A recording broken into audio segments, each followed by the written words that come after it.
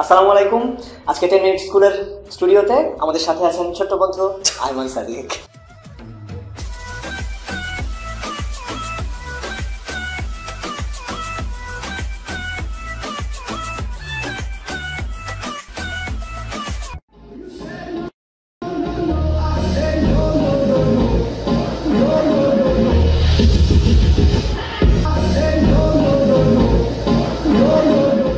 আজ আমি যে গল্প বলবো সত্যি কোনো গল্প না, পুরো গল্পের বেশিরভাগই নিছক আমার কল্পনা। আইডিয়া সব সত্যি, তাই এর গুরুত্বটা অল্প না। তাও নাকি সংখ্যা মেনে চলে, শুনে অবাক লোকেরা যোগ দিল তার দলে। জ্ঞান পিপাসা নিয়ে, বুকেতে আশা নিয়ে, সাগর পাড়ি দিয়ে চলে যান মিশরে। সমান ও বিপরীত প্রতিক্রিয়া থাকে, প্রতিটি ক্রিয়ার একটি।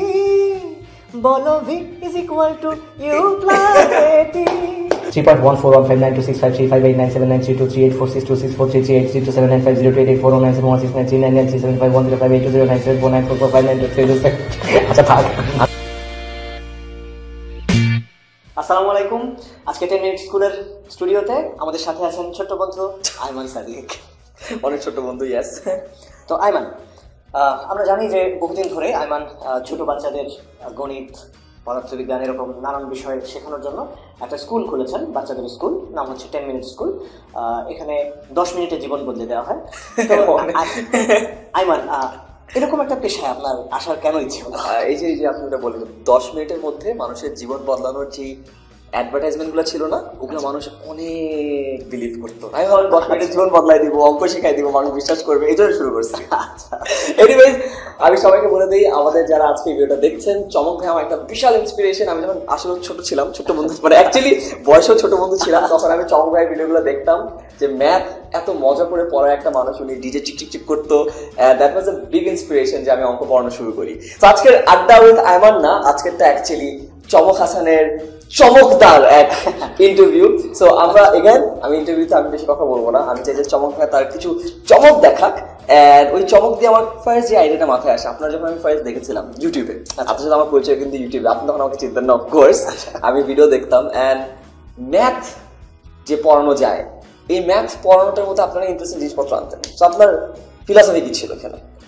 ম্যাথ পড়ানো, দেখো ব্যাপারটা হচ্ছে যে তুমি এভাবে চিন্তা করো যে আমাদের স্কুল কলেজের টিচাররা কিভাবে পড়ান, তাই না? আমাদের স্যারেরা কিভাবে পড়ান, তারা যখন পড়ায় তখন মনে হয় যে মানে এর চেয়ে খারাপ জিনিস বা এর থেকে ভয়াবহ কোনো জিনিস পৃথিবীতে হওয়ার চিরতার রস, মানে প্রচন্ড তিতা একটা বিষয় ছিল সেটা। এবং আমি যখন পড়েছি আমার মনে আছে যে তখন হতো যে স্যারেরা একদম বলে দিতেন এইভাবে অঙ্ক করতে হবে, এবং এই অঙ্ক যদি মনে করো ঠিক এভাবে না করে আমি যদি অন্যভাবে একটু ঘুরিয়ে করার চেষ্টা করি তাহলে শেষ, তোমার মার্কটা সব কিছু কেটে একদম শেষ করে। তো আমার কাছে পরে যেটা হলো, গল্পটা আসলে আমি গুগল করেছি যে আমি একবার মানে মার্কস খুব কম পেয়েছিলাম যখন ক্লাস 8 থেকে 9-এ উঠি। তারপরে আমার স্যার এসে বললেন যে তুই কেন সায়েন্স নিয়ে পড়বি, তোর তো সায়েন্স নিয়ে পড়া উচিত না, তুই তো অঙ্ক পারিস না, তাহলে তোর পড়া উচিত আর্টস কমার্সে সব কিছু নিয়ে পড়, তুই ভালো করবি। মানে আমার তো জিদ চেপে গেল যে আমি সারা জীবন মানে সায়েন্স বা বিজ্ঞান ব্যাপারটাকে এত ভালোবাসি, আর আমার স্যার আমাকে বললেন যে তোর ম্যাথ পড়ার মানে তিনি আমাকে বলতে চাইলেন তোর যোগ্যতা নেই, ব্রেকআপ করা দিতে চাই আপনার ভালোবাসি অবস্থা, একদম পুরোপুরি ব্রেকআপ হওয়ার মতো একটা অবস্থা। তা আমি বললাম যে না, এটা এভাবে চলতে পারে না। তো তুমি একটা কথা আছে না যে তীরকে তুমি যদি সামনে ফেলতে চাও যত পিছনে টানতে হয়। তো আমি সেই জন্য যেটা করলাম, তোমার ক্লাস 6-7 বের খুঁজে বের করলাম, করে সেই জিনিসগুলো সব ম্যাথগুলো পড়ানো মানে নিজে করতে করতে করতে করতে তারপরে ম্যাথের দিকে গেলাম। তো তারপরে যেটা হলো, মনে হলো যে আমি ম্যাথকে এইভাবে কেন পড়াতে হয়। ধরো যখন এমনকি মাঝে মাঝে আমার মনে হয় যে তোমরা যখন পড়াও মনে হয় যে আমার মনে হয় যে এটা আরো একটু মজা করে পড়ানো সম্ভব। তুমি হয়তো খেয়াল করেছো যে আমার ম্যাথের একটা পর্ব ছিল, আমি গণিতের রঙে নামে একটা সিরিজ করেছিলাম আর কি। তো ওখানে আমার মেইন ওখানে যে আসল ধারণাটা যে ছিল, এটা কিন্তু মোটেই গণিত পড়ানো না। আমার ধারণা ছিল যে আমি এটা নিয়ে জাস্ট মজা করবো, মানুষজন মজা পাবে। আমার কোনো গণিত শেখানোর ইচ্ছা নাই, আমি সত্যি বলছি, আমার গণিত শেখানোর এখনো খুব বেশি ইচ্ছা আছে তা না। মানুষ মনে করে যে আমি গণিত শিক্ষক না, আসলে আমি গণিতের মজাটা ধরাতে চাই। এই কারণে আমি যে একটা পর্ব করেছিলাম তোমার ডিজে পিথাগোরাস না, ওইটার আইডিয়াটা এরকম ছিল। আজ আমি যে গল্প বলবো সত্যি কোনো গল্প না, পুরো গল্পের বেশিরভাগই নিছক আমার কল্পনা। আইডিয়া সব সত্যি, তাই এর গুরুত্বটা অল্প না। পিথাগোরাস মহামুনি, চলো তার গল্পটা শুনি। 2500 বছর আগে সামোস দ্বীপের মধ্যভাগে জন্ম নেন এই মহান লোক, ছিল সংখ্যাতে খুব ঝোঁক, স্বর্গমর্ত আত্মাও নাকি সংখ্যা মেনে চলে। শুনে অবাক লোকেরা যোগ দিল তার দলে। জ্ঞান পিপাসা নিয়ে, বুকেতে আশা নিয়ে, সাগর পাড়ি দিয়ে চলে যান মিশরে। কোথায় কি জ্ঞান আছে, কোথাও ওয়াইজ ম্যান আছে, ছুটে যান তার কাছে, শেখেন প্রাণ ভরে। ওয়াও, পুরো একবারে মাইক ড্রপ।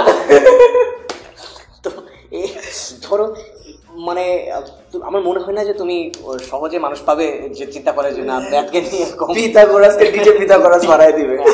এটা ছিল ডিজে পিথাগোরাসের আইডিয়া। যাই হোক, তো এই আমার আমার মানে আসল যে দর্শন যেটাকে বলতে পারো, এটাই ছিল আমার দর্শন যে আমি গণিতে ইচ্ছা মতো মজা করবো।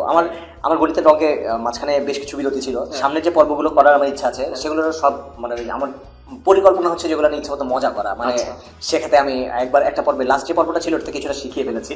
এর জন্য আমার মনে কিছুটা ধরো অনুতাপ আছে যে আমি আসলে শেখাতে চাই না, আমি বরং ওইটা নিয়ে আমি মজা করতে চাই।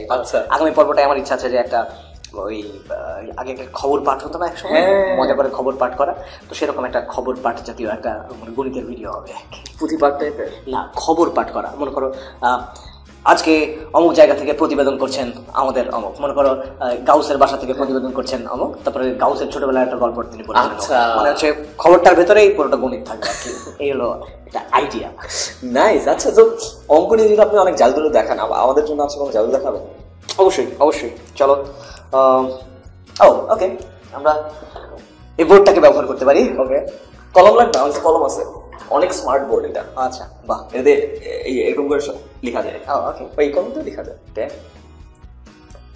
সাইড দিয়ে মোছা যায়। তুমি বলে লেখা যায়, মোছা যায়। আচ্ছা, ঠিক আছে, এক কাজ করা যাক।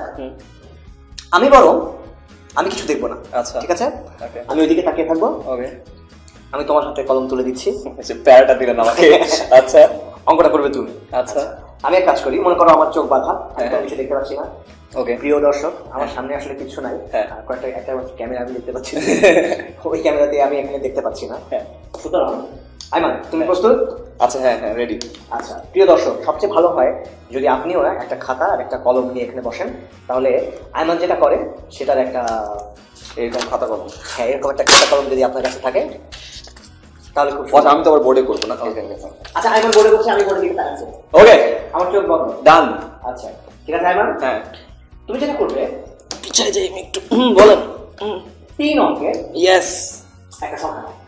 3 অঙ্কের সংখ্যা। 3 অঙ্কের সংখ্যা ভালো হয় যদি অঙ্কগুলো একই রকম না হয়, কিন্তু 3টা একই না হয়। আচ্ছা আচ্ছা আচ্ছা, 333 এরকম কিছু নিও না। 333 আলাদা আলাদা অঙ্ক এরকম কিছু না। ওকে, নিছি। ওকে, এবারে এই 3টা অঙ্কের যোগফল এক পাশে লিখে রাখো। এই যে মনে করো তুমি ধরো নিয়েছো সংখ্যাটা 243, তাহলে 2, 4 আর 3 যোগ করলে যেটা হয় সেটা এক কোণায় লিখে রাখো।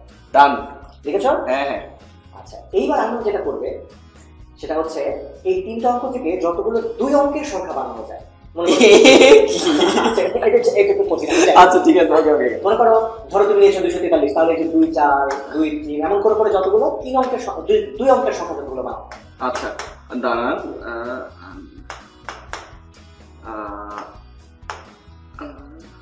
হ্যাঁ, ডান, বানাইছি। ঠিক মতো বুঝে থাকো তাহলে তোমার 6টা সংখ্যা পাওয়া যায়। হ্যাঁ, ইয়েস ইয়েস, ডান ডান ডান। তোমরা বলে দাও। এখন তোমার একটা প্রশ্নের কাজ হচ্ছে এই 6টা সংখ্যা যোগ করো। আল্লাহ, ক্যালকুলেটর মোবাইল কোথায়? আচ্ছা, ওকে ওকে।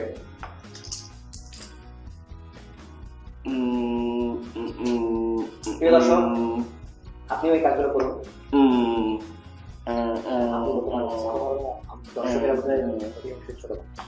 ডান, লিখছি। তুমি লিখেছো? হ্যাঁ। আচ্ছা, এখন তোমার যে একটু কি যোগ করতে পেরেছো? মনে হয় যোগ করছি। হ্যাঁ, যোগ করছি। সঠিক হয়েছে কিনা এই কেউ একটু ক্যালকুলেটর দিয়ে যোগ করে দেখ, ঠিকঠাক আছে? ওকে ওকে, ঠিক ঠিক ঠিকঠাক আছে। ডান ডান ডান। ওকে, তারপরে ঠিক আছে। আচ্ছা, তাহলে এখন এই যে বড় যোগফলটাকে জানো? হ্যাঁ হ্যাঁ, এটা থেকে এই ছোট যোগফলটা দিয়ে ভাগ দাও। ওই যে উপরে যে অঙ্ক। আচ্ছা আচ্ছা, ওকে ওকে ওকে ওকে ওকে। আমি এতদিন পর যোগ বিয়োগ করতেছি ভাই। ভুল করলে কেমন করবে? ভুল করলে মান সম্মান থাকবে না। আমি অনেক আস্তে ধীরে করতেছি। হ্যাঁ ডান, পাইছি পাইছি। মানে পাহাড়ের সমান। হ্যাঁ, ডান করছি। করছো? ওকে, তাহলে তোমার যে ভাগফলটা এসেছে, হ্যাঁ, যেটা আমরা দুজন মানুষ 2 দিয়ে ভাগ করেছি, আমি জানি যে এটা 2। এইটা পারছি। আচ্ছা ডান। আচ্ছা, তো আইমান, হ্যাঁ, তুমি যে সংখ্যাটা পেয়েছো, হ্যাঁ, এটা খুব সুন্দর। এই সংখ্যাটা হচ্ছে আমার খুব প্রিয় একটা সংখ্যা। সংখ্যাটা না দেখতে বলে দিতে পারি যে সংখ্যাটা কত। অবশ্যই আমি তো দেখছি এবং আমার এই দর্শক যারা আছো তারাও যদি ঠিক মতো করে থাকো এই পর্যন্ত, তাহলে একই সংখ্যা পাবে। এটা খুব মজার ব্যাপার। সেই সংখ্যা হচ্ছে 11। আমি আমি ফাইনালি রিলিভ যে আমার অঙ্কটা ঠিক হয়েছে, 24 ঠিক আছে, 11 খুব সুন্দর, আমি খুব খুশি যে তুমি শেষ পর্যন্ত 11 পেয়েছো। আচ্ছা, যে যারা ওখানে করছিল স্ক্রিন, আমাদের যারা দেখছে, তারা যদি ঠিক মতো করে থাকো তাহলে এই 11ই আসার কথা। তো আমি বলি যে এই যে 11 সংখ্যাটা এটা কেন এলো সেটাও খুব সুন্দর, যারা জানতে চায়। আমি সাধারণত এটাতে খুব অনুপ্রাণিত করার চেষ্টা করি যে একটা গণিতের আমরা যখন জাদু দেখি, দেখার পরে যেন শুধুমাত্র এই জাদুটা নিয়েই বসে না থাকে। এই জিনিসটা হয়তো তুমি আরেকজনকে শেখাতে পারো যে কিভাবে এটা করতে হয়, কিন্তু যদি শুধু এতটুকুই শেখাও তাহলে আসলে বোঝা যায় না যে গণিতের ভেতরে সৌন্দর্যটা বোঝা যায় না। তো আমি তোমাদেরকে অনুপ্রাণিত করছি এটা কেন হলো সেটা বের করার জন্য, আমি এখন দেখাচ্ছি না। আচ্ছা আচ্ছা, তো যেটা আমরা পেলাম 11 11 সংখ্যাটা আমার খুবই প্রিয়। 11 সংখ্যাটা আমার মানে আমার সবচেয়ে প্রিয় সংখ্যাগুলোর একটা। আমার হচ্ছে অল্প কয়েকটা সংখ্যা আছে যেগুলো আমার ভীষণ রকম প্রিয়, তো 11 হচ্ছে সেরকম খুব প্রিয় একটা সংখ্যা। তো এই যে 11 সংখ্যাটা আমার মনে আছে যে এই 11 সংখ্যা আমি যখন বলি যে 11 সংখ্যাটা আমার খুব প্রিয়, সাধারণভাবে আমি একটা প্রশ্ন পাই, কেন প্রিয়, কি আছে 11 সংখ্যার মধ্যে কি আছে। তাই আমি বলি যে দেখো, এখানে একটা কথা আমি বলি, এটা একটু ফিলোসফিক্যাল কথা, একটা দার্শনিক কথা, যে তুমি যখন কোনো কিছুকে ভালোবাসো, এই যে 11কে তুমি ভালোবাসছো, ভালোবাসার জন্য কোনো কারণ খুঁজতে হয় না যে কেন আমি একটা জিনিসকে ভালোবাসি। ধরো ডিপ ফিলোসফি ভাই, চমৎকার। কেন ভালোবাসি এই কারণটা খুঁজতে গেলে, ধরো তুমি একজন নারীকে ভালোবাসো, তুমি কেন ভালোবাসো, তুমি ঠিক করলে যে তার রূপের কারণে ভালোবাসি, তুমি বুঝছো যে ঘটনা কিন্তু খুবই রিস্কি একটা ব্যাপার, এই রূপ 2 দিন পরে থাকবে না, তুমি যে কারণে তাকে ভালোবাসলে তাহলে সে ভালোবাসে, তাহলে সে শেষ, এটাই হলো, এটা ব্যাপারটা ঠিক হলো না। এই কারণে ভালোবাসার সময় মানে কারণ রাখতে হয় না, মনে করো ব্যাপারটাকে গতিশীল বা ডাইনামিক একটা কিছু চিন্তা করতে হয়। তো যাই হোক, 11 নিয়ে আমি বলছিলাম। তো 11 সংখ্যাটার কিছু বৈশিষ্ট্য আমার খুব প্রিয়, তো সেরকম একটা বৈশিষ্ট্য দেখানো যাক। বৈশিষ্ট্য 11 সংখ্যাটা খাঁটি বাংলা ভাষায় কথা বলতে পারে। আচ্ছা আচ্ছা আইমান, কোন সংখ্যা যদি এরকম হয় যে উপরে একটা অশূন্য সংখ্যা আছে, এটা কি শূন্য হবে? এই জিনিসটা না, এটা কখনো শূন্য হতে গেলে অবশ্যই উপরে যেটা উপরে একটা শূন্য লাগে। তো এটা আমরা নিশ্চিতভাবে বলতে পারি যে এই সংখ্যাটা কি, এটা শূন্য না। আচ্ছা, এটাকে যদি ভাগ করা যায়, দেখো যে সংখ্যাটা পাওয়া যায় 1 কে 11 দিয়ে ভাগ করলে, সেটা এরকম একটা সংখ্যা, দশমিক। দেখো কি সত্যবাদী একটা সংখ্যা, সে বলছে দশমিক শূন্য নয়, এটা কিন্তু শূন্য নয়। সে সারা জীবন ধরে বলতে থাকে এটা কিন্তু শূন্য নয়। আবার এর পরের যে, ধরো এখন তো আমি 1 কে 11 দিয়ে ভাগ করলাম, এর পরের যে আছে, আমি যদি 2 কে 11 দিয়ে ভাগ করি, তখন যেটা পাওয়া যায় সেটা আরেকটা কথা বলা সংখ্যা। আচ্ছা, সেই কথা বলা সংখ্যাটা, এটা আমাকে বলি যে এটা হচ্ছে বাংলা ভাষার সবচেয়ে লোভী সংখ্যা। হ্যাঁ, দেখো এই যে 2 সংখ্যাটাকে ভাগ করলে যেটা পাওয়া যায় 0.18 এরকম। তো 1 8 কে তুমি আসলে এভাবে পড়লে বোঝা যায় না, তো আমি জোরে জোরে পড়ার চেষ্টা করি। দশমিক 1 8 1 8 1 8 1 8 1 8 1 8 সে কিছুক্ষণ পরে টেকা টেকা করা শুরু করে। আমি তো বলি যে মাত্র 2, মানে 2 বছর বয়সে টেকা টেকা করা শুরু করে দিয়েছে। তো যাই হোক, এর হচ্ছে বাংলা ভাষার সবচেয়ে বলা যায় লোভী সংখ্যাগুলোর একটা। তো দেখো এই যে সংখ্যা, আমি আরেকটা ধাপ এগিয়ে যাই, তাহলে হচ্ছে দেখো এখন পর্যন্ত আমি যা করলাম সেখানে আসলে ঠিক গণিত ব্যাপারটা নাই, মানে সত্যি কথা বলতে আমি জাস্ট মজা করলাম, তাই না? এখন এরপরে তুমি যদি আরেকটা ধাপ এগিয়ে দাও মানুষকে, তখন দেখবে যে মানুষ এখান থেকে একটা গণিতের ছাপ খুঁজে পাওয়া শুরু করবে। তুমি একটু খেয়াল করো যে 3টা আমি পেলাম, এবার এই 3টার দিকে একসঙ্গে তাকাও, খেয়াল করো এরা কারা। 0.9 তারপরে দশমিক 1 8 1 8 একচুকের দিকে তাকাও, 2 দিয়ে গুণ, এটা হচ্ছে 18 এরপরে কি পাচ্ছ? 27। তুমি কি অনুমান করতে পারো এরপরে কত পাবে? যদি আমি 36। দেখো ব্যাপারটা এরকম যে তুমি হয়তো আগে জিনিসটা জানতে না, কিন্তু তুমি ছোট্ট করে শুধুমাত্র অবজার্ভ করছো, তুমি জাস্ট তাকাচ্ছ যে কি হয়েছে। এই তাকানোটা, এটা গণিতে খুব ইন্টারেস্টিং একটা জিনিস। তুমি যখন এরকম করে দেখে যাও, এটা একটা ব্যাপার, আর তুমি যখন আরেকবার তাকাও, অবজার্ভ করো, চিন্তা করো, তখন জিনিসটা আর একটা ইন্টারেস্টিং। আমি একটা গল্প বলি এরকম যে, মনে করো রাস্তা দিয়ে তুমি যখন হেঁটে যাচ্ছ, রাস্তা দিয়ে হেঁটে যাওয়ার সময় তুমি কতগুলো দোকানের নাম দেখো, হাজার লাখ দোকানের নাম দেখো। আমি যদি বলি এই 1000টা দোকানের নাম বলো, ইম্পসিবল, তুমি কোনোটাই তোমার মনে থাকে না। আমি এটা করতাম, বুঝছো, লোকজনকে বলতাম যে আজকে তো অনেক বিলবোর্ড দেখছো, কয়টা কথা মাথায় আছে, একটাও থাকে না, কিছুই আসলে মাথায় থাকে না, তাই না? কোনো কিছু মাথায় থাকে না। আমি বলি যে, কিন্তু আমি যখন রাস্তা দিয়ে হাঁটতে হঠাৎ করে দেখলাম চমক জুতার দোকান, এটা দেখলে আমার শ্বাস করে তখন মাথায় এই নিজের নাম, এটা আমার নিজের নাম। এই যে দেখো ছোট্ট একটা কানেকশন আমি করছি, ওই দোকানটার নাম দেখে আমি নিজের সঙ্গে এটা মেলালাম, একটা চিন্তা করলাম এই যে নতুন করে দেখো, এটা তুমি দেখছো শুনো নয়, এটা কোনো কিছু তৈরি করলো না, হঠাৎ করে তুমি যখন দেখছো 9, 18, 27, তখন তোমার ভিতরে একটা প্যাটার্ন তৈরি হচ্ছে, একটা কানেকশন তৈরি হচ্ছে। যখন তুমি কানেকশনটা তৈরি করে ফেলো তখন আসলে জ্ঞান তৈরি হয়, তখন জিনিসগুলো মজা লাগে। তো আমি এই জিনিসটুকু ধরায় দেওয়াটা হচ্ছে আমার মানে চিন্তা থাকে যে আচ্ছা আমি তোকে পুরোটা শিখিয়ে দিতে চাই না, তোর সব কিছু শিখতে হবে না, তুই জাস্ট মজাটা যদি নিতে পারিস তাহলে তখন নিজেই অনেক দূর হেঁটে যেতে পারি। এটা হচ্ছে আমার ফিলোসফি ছিল আর কি এটা। আই গেস আপনি না বলে অনেক কিছু শিখাই ফেলছেন, আমি আবার সামনে চলে আসি। এটা ইন্টারেস্টিং, এটা আমিও দেখাবো এখন। আচ্ছা, এটা বেশ ভালো লাগছে। আচ্ছা ভাই, সো আমাদের এই তো গেল, সো ম্যাথের ম্যাথ তো বুঝা। আপনার আরেকটা ভেরি ইন্টারেস্টিং পার্ট ছিল যে আপনি এখন গান গাইতেন ম্যাথ নিয়ে, র্যাপ নিয়ে। সো আমার এখনো মনে আছে যে ডিজে পিথাগোরাসের যে পার্টটা, এরকম কি এর পরে আপনার ভিডিওতে আমি আর কোনো গান দেখি না, আপনি কি আর কোনো র্যাপ ট্যাপ কিছু বানাইছেন? তারপরে র্যাপ ওইভাবে মানে ম্যাথ নিয়ে বানানো হয় নাই, কিন্তু মানে আমি আসলে যেটা করি, মানে আমি ধরো গান করি আর যাই করি, আমার মনে হয় যে নিজের আনন্দ পাওয়াটা খুব জরুরি একটা জিনিস। যে তুমি যখন কোনো কিছু নিজের আনন্দের জন্য করো, তখন যদি সেটা ভালো হয় তখন সেটা মানুষের কাছে পৌঁছে যায়। আর ধরো তুমি নিজেই একটা জিনিস তোমার নিজের ভালো লাগে না, তুমি করছো, তুমি ধরো তুমি যখন ভিডিও করছো তুমি বেশ হেসে হেসে কথা বলো না, কেন কথা বলো হেসে হেসে বলতে পারো, কারণ তুমি নিজেও জিনিসটাকে ফিল করছো, এনজয় করছো। মানুষ আমায় খালি প্রশ্ন করে, ভাই আপনি কেন হাসেন কেন, কোন টুথপেস্ট ইউজ করেন, কে টাকা দিছে, হাসেন কেন খালি? সেটাই, কারণ ধরো তুমি যদি না হেসে এরকম করতে জিনিসটা না, আজকে আপনাদের ব্যাপারটা কিরকম তারা তো চিন্তা করো, মানে সেটাই। তো আমি এটাই বলছি যে আমি সে কারণে যা কিছু করি নিজের আনন্দটা এখানে একটা জরুরি জিনিস থাকে। তো যাই হোক, তো কয়েকদিন আগে তুমি বললে যে গানের কথা, ফিজিক্স নিয়েও একটা গান চিন্তা করেছিলাম। ফিজিক্স নিয়ে? হ্যাঁ, ধরো নিউটনের যে 3টা সূত্র আছে, তারা ওটা নিয়ে মনে হলো যে একটা বাংলা সিনেমার মতো গান তৈরি করা যায়। মনে মনে আমি কল্পনা করছি যে ধরো জসিম এসে নাচ করছে না গানের সাথে, তো জিনিসটা এরকম ছিল। বল যদি না দাও হবে না বেগের পরিবর্তন, ভর বেগের পরিবর্তনের হার বলটারই মতন, সমান ও বিপরীত প্রতিক্রিয়া থাকে প্রতিটি ক্রিয়ার একটি, বল V is equal to U plus at. এটা আপনি কোথাও লঞ্চ করছেন? না, এটা মনে হয় এই ভিডিওতে ফার্স্ট মনে হয়। ভালো লাগছে। হ্যাঁ, তো আমি ধরো এগুলা, এই দেখো এরকম কিন্তু ছোট ছোট জিনিসপত্র এরকম বানাতে থাকি কন্টিনিউয়াসলি। মাঝখানে কয়েকদিন আগে একটা গান লিখলাম কি নিয়ে, একটা বিড়াল নিয়ে। হ্যাঁ, বিড়াল? হ্যাঁ, স্টোরিঞ্জারের বিড়াল নিয়ে। ও, স্টোরিঞ্জারস ক্যাট। স্টোরিঞ্জারস ক্যাট, হ্যাঁ।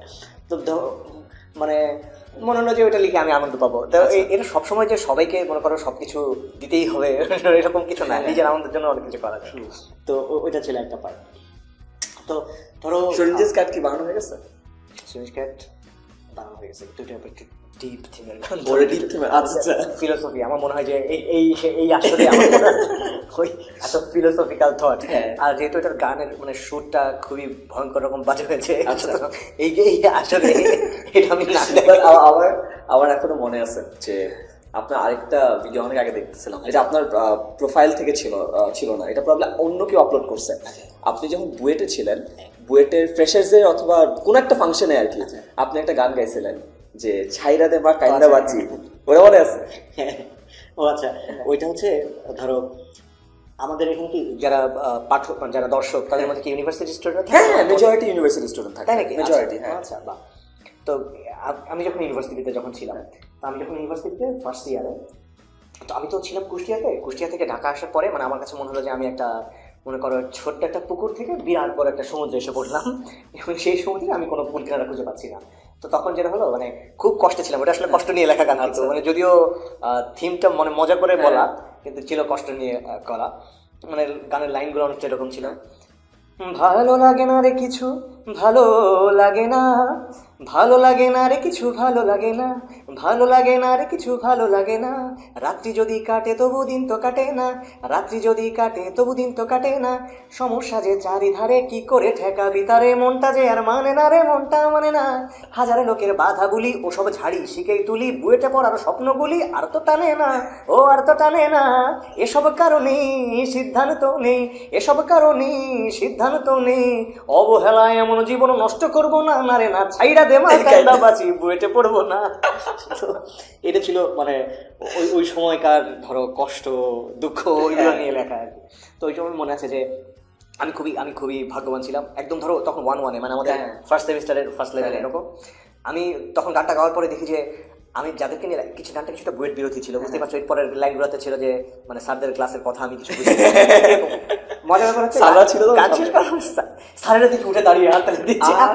আচ্ছা ঠিক আছে, তার মানে হয় স্যারেরা কিছু বোঝে নাই, না হলেও বোঝা ছন্দটাতে তারা মজা পেয়েছে। ঠিক আছে, আমি খুশি। আচ্ছা, তো এই ইউনিভার্সিটি লাইফটা আমি এই যেহেতু আমাদের majority of the viewers university student হবে, ওদেরকে আমি সারাদিন অ্যাডভাইস দিতে থাকি। আপনার কোনো স্পেশাল অ্যাডভাইস আছে কি করতেন না করতেন, কি করা যায়? অ্যান্ড মেজরিটি এখন আরেকটা যে সবাই অনেক ফ্রাস্ট্রেটেড।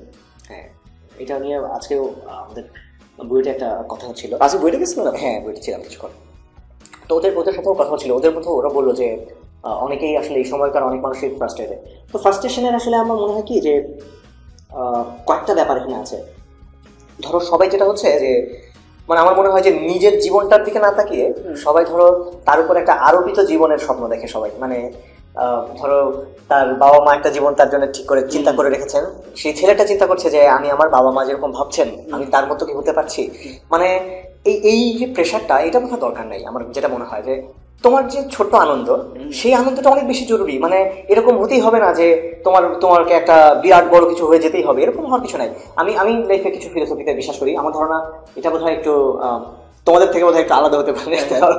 আমার মনে হচ্ছে যে আমি যদি অনেক বিখ্যাত কেউ হতে পারি সেটা খারাপ না।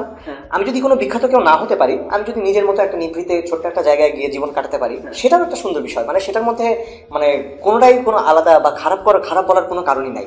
মানে আমার কাছে মনে হয় যে লাইফ এটা খুবই একটা কি বলা যায়, এটা প্রেশাস একটা জিনিস, খুব প্রাইসলেস একটা জিনিস। এই জিনিস তুমি আর কখনো পাবা না। মানে আমাদের যে ইহলৌকিক যে জীবনটা বলা যায়, এই জীবনটা তো একটাই। এই জীবনটা যদি একটা সুন্দর একটা অর্থবহ একটা জীবন তুমি যদি কাটাতে চাও, এর মানে এই না যে তোমাকে অনেক বিখ্যাত কেউ হতেই হবে, অনেক বড় কিছু হতেই হবে।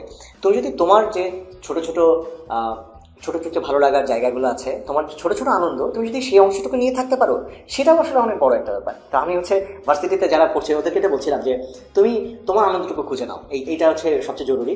আরেকটা ব্যাপার আমি বলি যে অনেকে যেটা হয় এখন আমাদের যেটা হয়েছে ধৈর্য কমে গেছে বলে। ধরো একটা কাজ আমি একটু শুরু করলাম, ধরো 5 মিনিট চেষ্টা করলাম, 10 মিনিট চেষ্টা করলাম, তারপরে দেখা যায় যে আর কারণ ধৈর্য নাই, শেষ।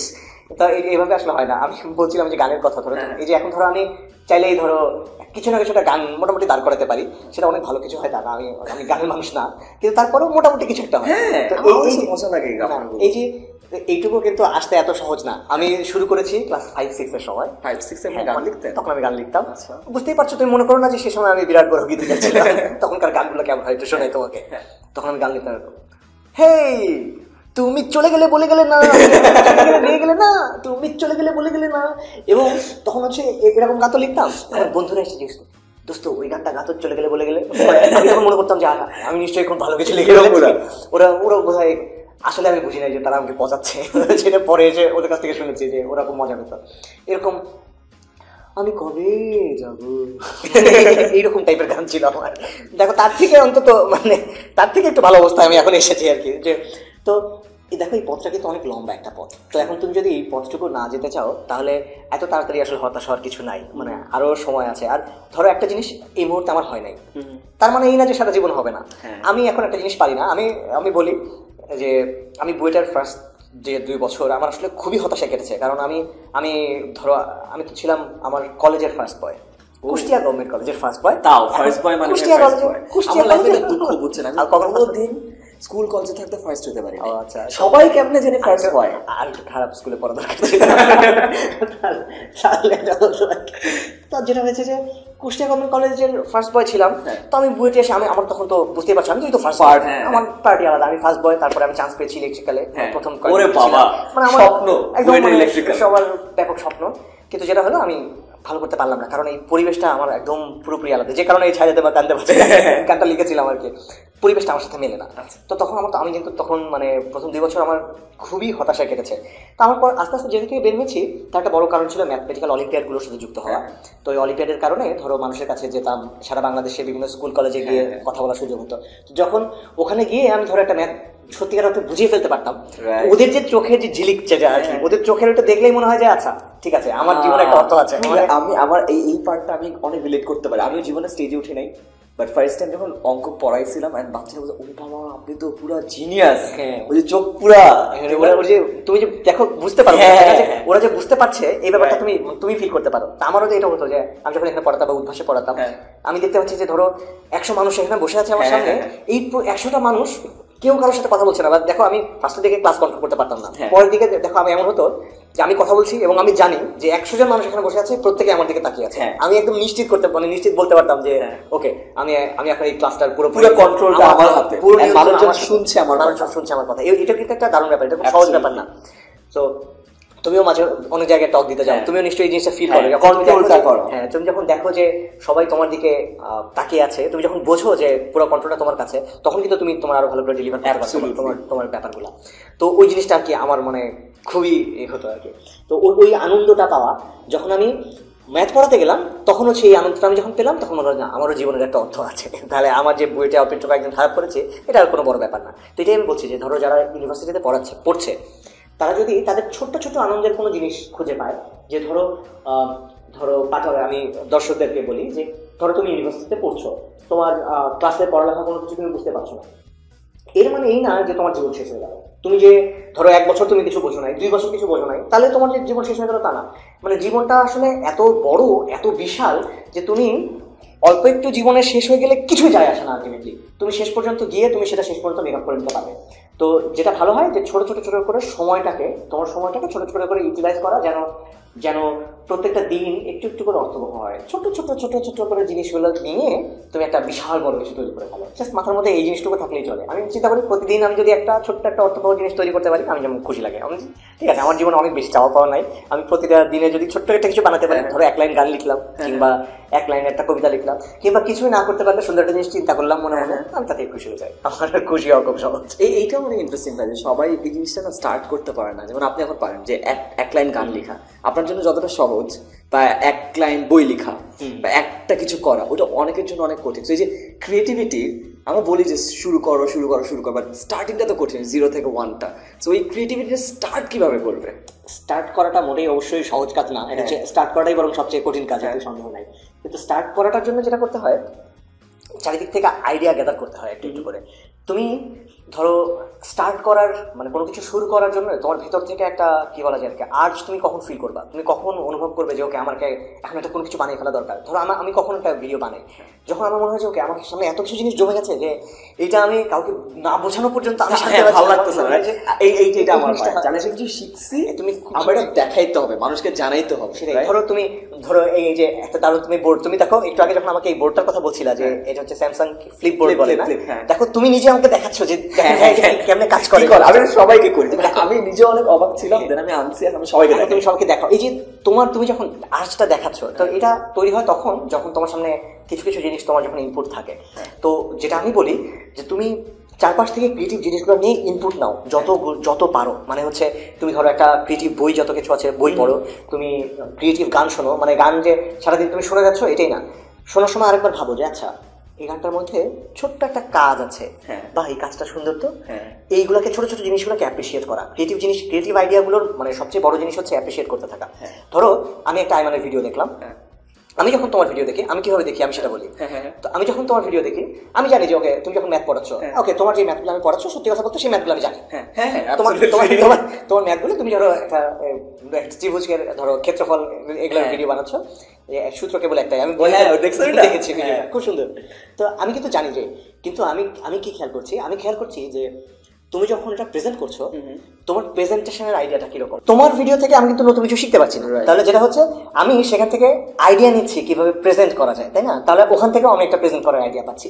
তো এই যে, তো আমার যেটা মনে হয় যে ধরো যারা ভার্সিটিতে পড়ছো, তোমরা মনে করো নতুন কোনো কিছু ক্রিয়েটিভ একটা জিনিস শুরু করতে চাও। আমি জানি যে ক্রিয়েটিভ জিনিস শুরু করাটা খুবই কষ্টকর একটা ব্যাপার, কিন্তু তুমি যেটা করবে চারপাশ থেকে জিনিসগুলো ধারণাগুলো নিতে থাকবে, মানে কন্টিনিউয়াসলি দুনিয়ার যা কিছু আছে, মনে করো একটা ছোট ছোট বিষয়গুলো, যেখানেই যা কিছু তুমি দেখো যে জিনিসটা মনে হচ্ছে যে সে একটু চিন্তা করে বানিয়েছে, সেই জিনিসগুলো থেকে ধারণাগুলো কন্টিনিউয়াসলি মনের মধ্যে নিতে হয়। তুমি যখন নিতে তোমার যখন নেওয়ার পাত্রটা প্রায় ভরে গেছে, তখন হচ্ছে তোমার মনে হবে যে তুমি কিছু দিতে পারো এখন। তো এই জিনিসটাই আমার মনে হয় যে শুরু করার সবচেয়ে ভালো উপায়।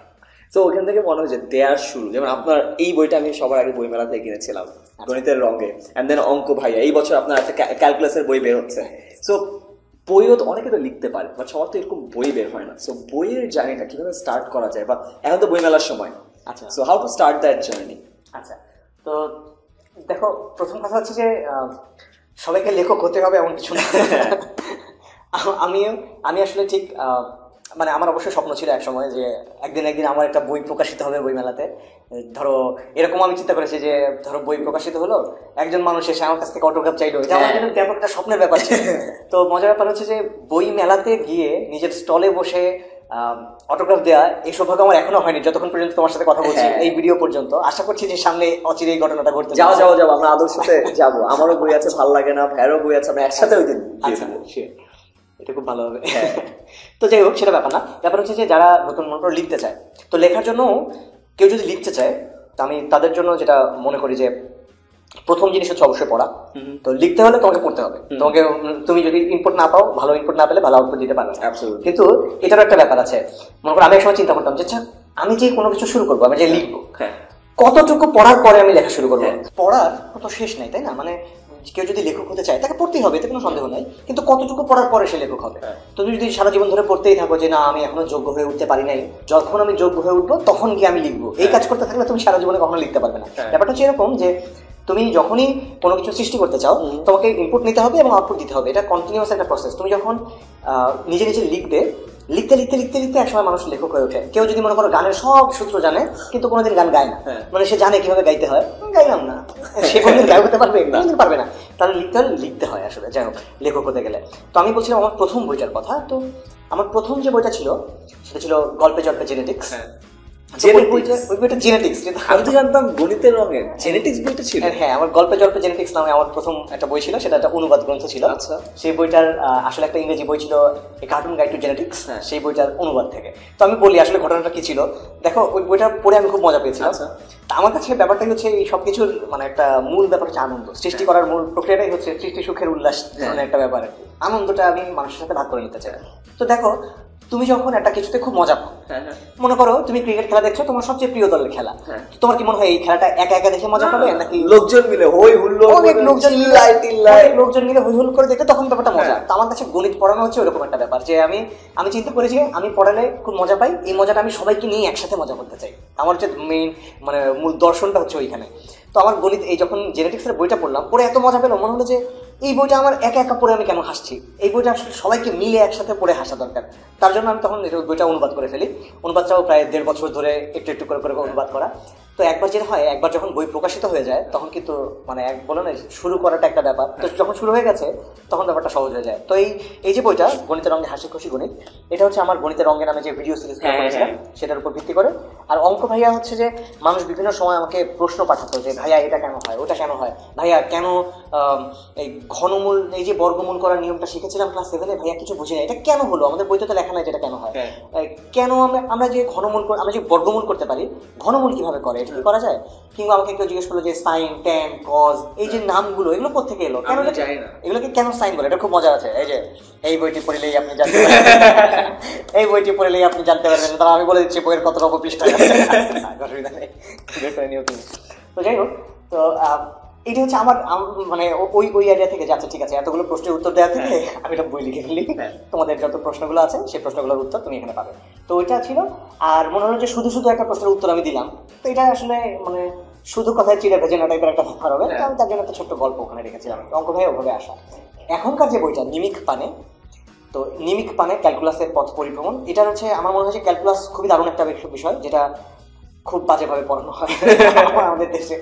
তো এটা জানাটা খুবই জরুরি। তুমি যদি মানে উচ্চশিক্ষায় যেতে চাও, ধরো তুমি প্রকৌশলে যেতে চাও কিংবা বিজ্ঞানের কোনো বিষয়ে উচ্চশিক্ষায় করতে চাও, তোমার ক্যালকুলাস জানাটা একদম মানে আবশ্যক একটা জিনিস। তো তার জন্য আমি হচ্ছে মনে করলাম যে এই ব্যাপারটা মানুষকে জানানো দরকার। তার জন্য বইটা লেখা। আমার প্রথম এটা হচ্ছে ডিফারেন্সিয়াল ক্যালকুলাস নিয়ে, এরপর আর একটা খণ্ড হয়তো বের হবে ইন্টিগ্রাল ক্যালকুলাসের উপরে। তো এটা হচ্ছে ক্যালকুলাস নিয়ে আইডিয়াটা ছিল। আর নিমিক পানের সব যে নামটা, এটা আমার জুনিয়র আছে হিমালয়, তো ওর দেওয়া নাম। তো এই নামটা ওটা নিয়েও আমাদের ভিতরে যুদ্ধ হয়েছে যে একটা নাম কি হওয়া উচিত। তো আমি বলেছিলাম যে একটা ফাটকা টাইপের একটা নাম দেওয়া যায় না, না ফাটকা টাইপ বলে না, এরকম নাম দরকার নেই, এটা একটু ভারী কি টাইপের একটা নাম চিন্তা করে। তখন আমরা নিমিক পানে নাম দিলাম। আচ্ছা, নিমিক পানের অর্থটা কি? নিমিকের অর্থ হচ্ছে চোখের পলক। এখন পলকের সাথে ক্যালকুলাস মেলানো কিন্তু সহজ কাজ না। আমরা চিন্তা করলাম যে এটাকে সময়ের খুব ছোট্ট একটা অংশ ভাববো। যখনই তুমি এই যে বেগ নিয়ে মনে করো কাজ করতে যাচ্ছ, তুমি যদি গতিবেগ নিয়ে কাজ করতে চাও, তো যখন তাৎক্ষণিক বেগ বের করতে হয়, মনে করো তুমি ঢাকা থেকে কুষ্টিয়া গেলে যে আমাদের যেতে লাগলো মনে করো 5 ঘন্টা, আমাদের মনে করো 265 কিলোমিটার যেতে হয়েছে। তো যেতে তোমার মনে করো আমি বললাম গড় বেগ কত, তুমি 265-কে 5 দিয়ে ভাগ করলে, ভাগ হলে এলো 53, তুমি বললে গড় বেগ হচ্ছে 53, এরকম মনে করো কিছু হলো। তো যেটা হচ্ছে 53 কিলোমিটার পার আওয়ার, এটা কি সবসময় এরকমই ছিল? তোমার কি মনে হয় যে ঢাকা থেকে যাত্রা শুরু করলো কমছে বাড়ছে, কখনো মাঝখানে থেমেছে, কখনো বেড়েছে, মাঝখানে থেমে গেছে, কখনো আবার জোরে জোরে গেছে? তো এই যে তাৎক্ষণিক বেগ, এটা কিভাবে বের করে? সেই ক্ষুদ্র একটা সময় কতটুকু ডিস্টেন্স গেছে, কতটুকু দূরত্ব গেছে, সেটাকে এই ক্ষুদ্র সময় দিয়ে ভাগ করতে হয়। এই যে ভাগফল, এটি হচ্ছে তাৎক্ষণিক বেগ বলে। তার জন্য ক্ষুদ্র সময় লাগে। এই ক্ষুদ্র সময়কে আমি নাম দিলাম নিমিক। এই নিমিক শব্দটা এসেছে ওইখান থেকে, যে আচ্ছা এটা হচ্ছে খুব ক্ষুদ্র সময়। কত ক্ষুদ্র সময়? তুমি যতটুকু কল্পনা করতে পারো এটা তার চেয়েও ক্ষুদ্র। তো ওইখান থেকে নিমিকের আইডিয়াটা ছিল। যাই হোক, এটা হচ্ছে এই ছিল আমার মানে বইয়ের চিন্তাগুলো আর কি।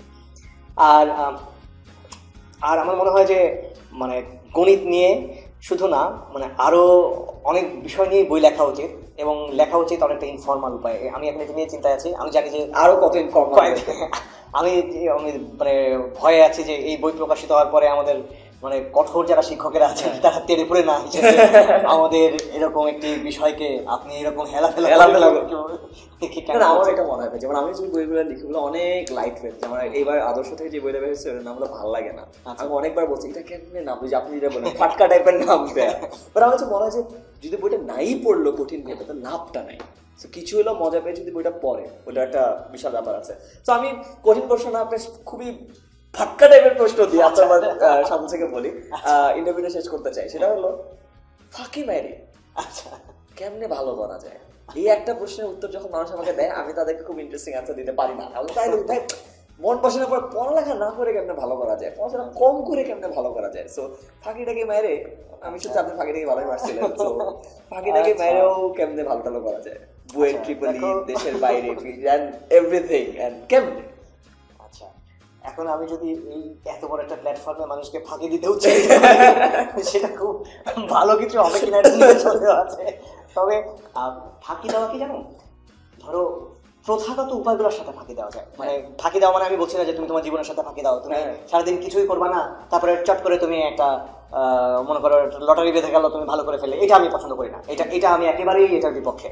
কিন্তু ফাঁকি দেওয়া বলতে, ধরো আমি যেভাবে ফাঁকি দিয়েছি, আমি সেই ফাঁকি দেওয়াটাকে উৎসাহিত করি। আমি আমি আমি কিভাবে ফাঁকি দিয়েছি এটা বলি। আমি কিভাবে ফাঁকি দিয়েছি, আমার স্কুলে পড়ালেখার সময় আমার হচ্ছে স্কুলে পড়ালেখা ভালো লাগতো না, স্বাভাবিক কথা। এটা অস্বাভাবিক, এটা কারোরই ভালো লাগে না। সবাই বলছে আমিও একমত, কারোর ভালো লাগে না স্কুলে পড়ালেখা, আমারও ভালো লাগতো না। যদিও ধরো আমার রেজাল্ট খারাপ ছিল না, আমি ফার্স্ট বয় ছিলাম, ফার্স্ট বয় ছিলাম, সবসময় ছিলাম না, সেকেন্ডও ছিলাম। ও আচ্ছা, সবসময় ফার্স্ট ছিল, সেকেন্ডও হয়েছিল। ওকে, আচ্ছা। স্কুল কলেজের সময় কথা বলছি এবং কুষ্টিয়ার কথা বলছি। সেখানে যেটা হতো যে আমাদের নিজেদের একটা চক্র ছিল আর কি। চক্র মানে হচ্ছে আমি, আমাদের সেকেন্ড বয়, থার্ড বয়, আমরা সবাই একই গ্রুপের সদস্য ছিলাম। মানে এরকম আমাদের ভেতরে সিন্ডিকেট বসাইছিলেন একটা, অলমোস্ট একটা সিন্ডিকেট। এবং নোট বানাইতেন, কাউকে দিতেন না? না না, এরকম কিছু ছিল না, আমরা নোট বানাইতামই না কেউ। আমাদের চিন্তা আলাদা ছিল। আচ্ছা, আমরা যেহেতু ফার্স্ট সেকেন্ড থার্ড হবো, আমাদের কেন এত কষ্ট করতে হবে, ব্যাপারটা এরকম করে চিন্তা করো। যেহেতু আমরা জানি যে আর কেউ যারা আছে তারা অনেক মানে কি বলা যায় আমাদের সাথে প্রতিদ্বন্দ্বিতা করার মতো না, তাহলে আমাদের এত নিজেদের এত চিন্তা করে, আমরা সবাই মিলে চিন্তা করলাম সে আছে ঠিক আছে, আমরা কেউই পড়ালেখা করবো না, ঠিক মতো চিল করি, একটু চিল করি। দেখো এটা কিন্তু একটা খুবই অদ্ভুত ব্যাপার, যেটা সব জায়গায় ঘটবে না। আমার সেই বন্ধুদের সাথে এখনো খুবই ভালো সম্পর্ক। দেখো আমার কোনো লস কিন্তু হয় নাই, মানে আমার জীবনে আমি যে কারোর সাথে প্রতিযোগিতা করলাম না, আমি স্কুলের কারোর সাথে আমার 2 সেকেন্ড আমি ফার্স্ট হয়ে যাবো এরকম এই প্রতিযোগিতা আমার কখনো ছিল না। আমি তো ফার্স্ট ছিলাম ধরো 10-এ, তারপর আমি যখন এসএসসি পরীক্ষার রেজাল্টে আমাকে সেকেন্ড, সে আমার থেকে ভালো করে ফেললো এসএসসিতে। ফাইনালি আপনি সেকেন্ড হইলেন? না না, আমি তার আগে সেকেন্ড ছিলাম সেটা মানে এসএসসিতে। সে যখন ভালো করে ফেললো, আমি আমার সবচেয়ে কাছের বন্ধু, ও ভালো করেছে, আমি সেই খুশিতে আনন্দে আমি এসে বাসায়, আমার বাসায় কিন্তু খুব তারা কষ্টে আছে, আমার বাবা মা। আপনি আসলে খুশি ছিলেন? আমি আসলে খুশি। আমি সেই পাশে আমি মানে আমাকে খুঁজে পাওয়া যাচ্ছে না, আমি কোথায়, আমি হচ্ছে আমার যে সেকেন্ড বার। সত্যি আসলে হ্যাঁ, আমি আপনাদের আমাদের 3 Idiots এর একটা ফেমাস একটা সিন ছিল যে ফ্রেন্ড যখন ফেল করে তখন অনেক কষ্ট লাগে, কিন্তু আরো কষ্ট লাগে যখন ফার্স্ট হয়। আমার আসলে আমাদের মানে ব্যাপারটা আরো অনেক বেশি আনন্দময় ছিল আর কি। আমি ওইগুলো পাই নাই সত্যি কথা বলতে। তো আমার যেটা হচ্ছে আমি ওর পাশে যে মিষ্টি খাচ্ছি, আচ্ছা ও ভালো করছে, এটাতেই আমি অনেক আনন্দিত। তো যাই হোক, এটা খুবই মানে অদ্ভুত ছিল, আমাদের সম্পর্কটা খুব চমৎকার ছিল আসলে, খুব সুন্দর ছিল। তো আমার যেটা হয়েছে, আমি কি করতাম, আমি পড়ালেখা অবশ্যই করতাম না। আমার মনে আছে আমি ধর্ম পরীক্ষায় যতগুলো ধর্ম পরীক্ষা দিয়েছি, এসএসসির যে ধর্ম বই, এটা ধর্ম পরীক্ষার আগের দিন আমি বই করলাম যে কি কি পড়া যায়, খুঁজে দেখলাম বই নাই। এসএসসি পরীক্ষার আগের দিনের কথা বলছি আমি, আমার ধর্ম বই নাই। এটা ইউনিভার্সিটি তো হয়, এসএসসি পরীক্ষা আপনি করছেন? আমার হচ্ছে আমার ধর্ম বই নাই। তারপরে আমি নতুন একটা বই কিনে এনে তারপরে আমি পরীক্ষা দিলাম। তো যেটা হলো, আমি তো পড়ি নাই। হ্যাঁ, যেটা হতো আমার মানে সুবিধা ছিল যেটা, যে আমি হচ্ছে ছোটবেলা থেকেই লেখালেখি করতাম, মানে হচ্ছে রচনা প্রতিযোগিতা এরকম লেখালেখি করতাম। লেখালেখি করতে করতে আমার যেটা মনে হতো, আমি বই যেমনি লেখে অমনি করে আমি লিখতে পারি। দেখো আমি সবাইকে এটা শেখাচ্ছি যে কি করে ফাঁকিটা মারতে হয়। ফাঁকি মারার আইডিয়াটা হচ্ছে বই যেভাবে লেখে, বইয়ের স্টাইলটা ফলো করা। মানে আমি বলছি না যে ঠিক ওরকম করে, বইয়ের স্টাইলে। অতএব ওখান থেকে আমরা দেখতে পাই, ধরো ওই যে বইয়ের যে ভাষাগুলো আছে, আমি ভাষাটা আগে দখল নিয়ে নিলাম যে ঠিক আছে আমি বইয়ের ওটার মতো করে লিখতে পারি। এখন আমি ওটার ভিতরে আমি আজে বাজে যাই লিখি, পুরো জিনিসটা দেখতে বই লাগে। দেখো এটা কিন্তু একটা কঠিন ট্রিক, মানে আমি যখন ওই ট্রিকটা শিখে ফেললাম। এটা বাংলাতে মনে করেন করলেন? না না না, ফিজিক্স কেমিস্ট্রিতে তো আরো সহজ। ফিজিক্স কেমিস্ট্রিতে মনে করি একটি বস্তু, আমার এখনো মনে আছে যে ওকে, মনে করি একটি বস্তু ইউ আদিবেগ নিয়ে চলা শুরু করলো, এ আদিবেগ নিয়ে এর সমতলে চলা শুরু করলো, টি সময় পরে বস্তুটির অবস্থান বি। এই একটা লাইন মুখস্থ করতে তোমার কিছু যায় আসে না, এরপরে আমি যা খুশি নিজের মতো করে লিখে যাচ্ছি। এই যে একটুকু আমি লেখা শুরু করলাম, এই একটুকু লিখলে কিন্তু তারপরে মনে হয় যে ওকে পরের লাইনগুলো কি আসবে ওটা মোটামুটি ধারণা করা যায়। এবং বিশ্বাস করো, তুমি আমার কোনো ফিজিক্সের খাতা, দুইটা খাতায় মনে করো একই প্রশ্ন আমাকে 3 বার লিখতে দিয়েছে, কোনোদিন দেখবে না 3টা জিনিস একই। আমি 3টাতে 3 ভাষা, মানে 3 রকম, কারণ আমি তো মুখস্থ করি নাই। আমার তো মানে আমি কোনো কিছু মুখস্থ করি নাই, আমি জানি আইডিয়াটা কি আছে, এটা আমার মাথায় আছে, এবং আমি জানি যে আমি ওইটা কাহিনী বইয়ের মতো করে আইডিয়াটা মাথায় রাখছে, বাট দেন আপনি ওইটা বুঝতে পারেন না। বাট লেখার দক্ষতা, লেখার সময় যেহেতু আমার দক্ষতা ছিল, এটা কিন্তু একটা চালাকি, যেহেতু আমার একটা দক্ষতা ছিল। কিন্তু সবাই কি করে, সবাই কিন্তু একদম পুরা ধরে ধরে একদম নোট ধরে ধরে প্রচন্ড প্রেশার, আমি চিন্তাই করতে পারি না কিভাবে সম্ভব। আমি জীবনে একটা জিনিসই মুখস্থ করেছিলাম, 3.1415926535897263426343383795, এটা পায়ের মান। তো আমার হচ্ছে পায়ের মান কত পর্যন্ত? আমার 372 ঘর পর্যন্ত মুখস্থ ছিল দশমিকের পরে। যাই হোক, সিরিয়াসলি হ্যাঁ এখন আছে, এখন 150 ঘরের উপরে, 157 ঘর, মানে 3.1415926535897263433847950338049715109395105582097495820974459233। আচ্ছা থাক, আমি এটা বুঝলাম না, আমি এটা জানি না। এটা আপনারা হিসাব করে দেখে ঠিক আছে কিনা, এটা নামাইতে হবে, পায়ের কিছুটা নামায় মিলাই দেখতে হবে। আচ্ছা অসুবিধা। আমি হচ্ছে ওইটা ছাড়া আর কোনো কিছু আসলে মুখস্থ করতে পারিনি। ওটা মুখস্থ করেছি কারণ হচ্ছে আমার মনে হতো যে এটা কবিতার মতো। না, আপনি যে ভিডিওতে জাদু দেখানোর জন্য করছেন এটা। কোনটা? এটা হ্যাঁ, ও আচ্ছা, না এটা মানুষজন চেষ্টা করলে এখনই করতে হবে। ও আচ্ছা, এটা আমি বোর্ডে লিখলাম। না ওই যে ইয়েতে, ওই আপনার ভিডিওর সময় আপনি ভিডিও বানাইতে রই। ও আচ্ছা, না এটা তার বহু আগে, তার আগে আমার রেকর্ড ছিল, এটা একটা তোমার ন্যাশনাল রেকর্ড বলা যায় ছিল। হ্যাঁ, 372 ঘর। তারপরে 372 ঘর ছেড়ে মানুষজন বহু দূর চলে গেছে। এখন হিমালয়ের মাহফুজ সিদ্দিকী হিমালয়, ওর রেকর্ড 2338 ঘর দশমিকের। যাই হোক, এগুলো অমানসিক ব্যাপার স্যাপার, তোমার এগুলো দরকার নেই। আমি ওই মানুষ হিসেবে অতটুকু পর্যন্ত পেরেছিলাম আর কি। বলে প্যারা খেয়ে যাই হোক, ওইটা ছাড়া এমনি বাংলা কোনো কিছু মুখস্থ করা বা নোট মুখস্থ করা আমার জন্য মানে পুরোপুরি ধরো অসম্ভব ব্যাপার ছিল। তো ওইটাই আমার চালাকি ছিল। আমার চালাকিটা হচ্ছে কি, কীভাবে লিখতে হয় ওই স্টাইলটা আমি ফলো করি, এবং হচ্ছে জিনিসটা আমি বুঝে ফেলি। আমি হচ্ছে সবাইকে ওইটাই ওই দিই। দেখো, তার মানে আমি ফাঁকি দিলাম ঠিকই, কিন্তু সত্যি কথা কি, আমি আসলে ভালো করেছি এখন আমি যেটা চাই পাই। কারণ এটা তো মুখস্থ করার কথা না।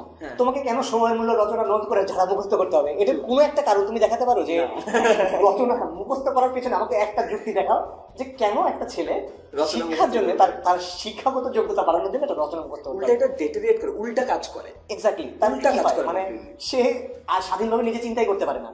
তার নিজের মতো করে যে কিছুটা লিখতে পারতো, সেই ক্ষমতাটা তুমি নষ্ট করে দিলে। আসলে তুমি বিশাল সুন্দর নোট করে দিলে, অমুক স্যার খুব সুন্দর নোট করে, তুমি সেই সময় সুন্দর নোট দেখে তুমি নিজের জীবনকে ধ্বংস করে ফেললা। এটা কিছু হলো বলো? এটা তো যেটা করা দরকার ছিল সেটা হচ্ছে ফাঁকি দেওয়া। তো তুমি ফাঁকির কথা বলছি না, তো এই ফাঁকিগুলো ভালো। কিছু ফাঁকি খারাপ। কি ধরনের খারাপ? ধরো তুমি এখন তুমি বুঝলেই না, তুমি কিভাবে বই লিখতে হয় সেটাও করলে না, তুমি খালি জানো সামনের জনের ওই পাশে কি লেখা আছে ওটা কি করে দেখতে হয়? এটা এক ধরনের ফাঁকি, যে ফাঁকিটা ভালো ফাঁকি না, এই ফাঁকিটা তোমাকে ধ্বংস করার ফাঁকি। সো ফাঁকি তুমি দেবে ঠিকই, যেই ফাঁকিটা দিলে তোমার নিজের লাভ হয় তুমি নিজের লাভটা চিন্তা করবে, এটা হচ্ছে আমার চিন্তা আর কি। এই Awesome.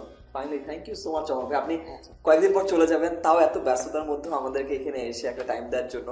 ট্রুলি স্পিকিং আমি আপনার দ্বারা অনেক স্ট্রংলি ইনফ্লুয়েন্স। আর আপনি না বললে হয়তো আমার ইউটিউবে অঙ্ক নিয়ে আসা হইতো না, বিকজ আমি যখন স্টার্ট করছিলাম মানুষজন বলছিল অঙ্ক শেখাবি ভিডিওতে, এটা মানুষে দেখবে, তাও আবার ইউটিউবে, মানুষ নাচ গান পছন্দ করে। But thank you for inspiring me. And finally আমার ইন্টারভিউটা আমি শেষ করতে চাই। জ্ঞান, আমি কথা বলতে চাই না, আমাদের অডিয়েন্সের যদি আপনার পক্ষ থেকে কিছু বলার থাকে ওটা বলে আমরা ভিডিও শেষ করে ফেলবো। So the floor is years. আচ্ছা, আইমানকে আগে আমি মানে আন্তরিকভাবে ধন্যবাদ জানাতে চাই, আইমান এবং তার 10 মিনিট স্কুলের দলকে। এখানে আমাদের সামনে ভিডিওর পেছনে সাদমান আছে, ওদেরকে আমি ধন্যবাদ জানাচ্ছি আন্তরিকভাবে। তো আমার যেটা মনে হয় যে যখন আমরা কোনো কিছু শিখছি, দেখো তোমাদের যে প্ল্যাটফর্মটা, এই প্ল্যাটফর্মটা খুব চমৎকার একটা প্ল্যাটফর্ম। তুমি 10 মিনিট স্কুল দিয়ে সারা দেশের মানুষকে তুমি কানেক্ট করার চেষ্টা করছো, তাদেরকে ছোটো ছোটো জিনিস শেখানোর চেষ্টা করছো। তো আমি সবসময় এটা বিশ্বাস করি যে এই শিক্ষা সবচেয়ে সুন্দর হতে পারে যখন তুমি আনন্দ নিয়ে শেখো, যখন তুমি মজা নিয়ে শেখো। তো আমি সবাইকে এটাতেই আরও আরেকবার আমি অনুপ্রাণিত করে যেতে চাই। তুমি যখন যা কিছু শিখছো এটাকে জোর করে শিখতে হবে এই চিন্তা না করে একটু মজা নিয়ে শেখো, ব্যাপারটাকে আরেকটু হালকা করে নাও। আমি জানি যে তোমাদের বাবা মারা তোমাদেরকে জোর দেয় যে ওকে খুব অনেক কিছু শিখতে হবে, অনেক বড় হয়ে যেতে হবে, এরকম হওয়ার দরকার নেই। বিশেষ করে আমি একটা কথা বলি যেটা শুনলে তোমাদের বাবা মারা রেগে যেতে পারে, সেটা হচ্ছে আমি বিশ্বাস করি পৃথিবীর প্রত্যেকটা বাবা মা চায় তার সন্তানদের ভালো চায়, কিন্তু পৃথিবীর প্রত্যেকটা বাবা মা বোঝে না কি করলে ভালো হয়। আমি বলে দিচ্ছি তারা চায় কিন্তু তারা বোঝে না, কারণ হচ্ছে তাদের এটা তোমাদের বাবা মাকে দেখাও, আমি বলি নাই, চমক ভাইয়া বলছে। না আসলে চাওয়াতে কোনো দোষী নাই, মানে চায়, সবাই ভালো চায়, এদের ভালো চাওয়ার মধ্যে। এই ভিডিওটা শেষ হওয়ার পর এই চমকের উক্তিটা শেয়ার দ্য ভিডিও, সাবস্ক্রাইব না, এটা যাবে অলরাইট। তো বাবা মা তারা ভালো চায় কিন্তু আসলে কি করলে ভালো হবে এটা তারা জানে না। এটা সবচেয়ে ভালো জানো তুমি নিজেই। তুমি চারপাশ থেকে খুঁজে নাও যে তুমি চারপাশ থেকে বোঝার চেষ্টা করো তুমি কোন জিনিসে আনন্দ পাও, কোন জিনিসে তোমাকে সবচেয়ে বেশি তোমাকে মোটিভেট করে, তুমি সেটার পেছনে লেগে থাকো। একসময় দেখবে তুমি যখন নিজে প্রতিষ্ঠিত হবে তোমার বাবা মা তোমাকে নিয়ে গর্ব করবে। তুমি দেখবে যে ওই যে তারা একটা সময় তারা ভয় পাচ্ছিলেন তোমাকে নিয়ে যে এই ছেলে কি করবে, এই ছেলে তো অন্যদিকে চলে গেল, এই ভয়টা শেষ পর্যন্ত থাকবে না যদি তুমি তোমার জায়গায় ঠিক থাকো এবং তুমি তোমার জায়গায় প্রতিষ্ঠিত হও। তো আমি 10 মিনিট স্কুলে যারা আছেন এবং যারা দেখছিল ভিডিও সবাইকে আন্তরিকভাবে ধন্যবাদ জানাচ্ছি আমাদের সঙ্গে থাকার জন্য, এবং ছোট্ট বন্ধু আইমান তোমাকে আন্তরিকভাবে ধন্যবাদ আমাকে ডাকার জন্য। অসম, থ্যাংক ইউ সো মাচ ভাই, হাই ফাইভ। এখন ভিডিওটার স্ক্রিন কালো হয়ে যাবে, সাদা ফন্টে চমক ভাইয়ের উক্তি মিউজিক পাল্টে।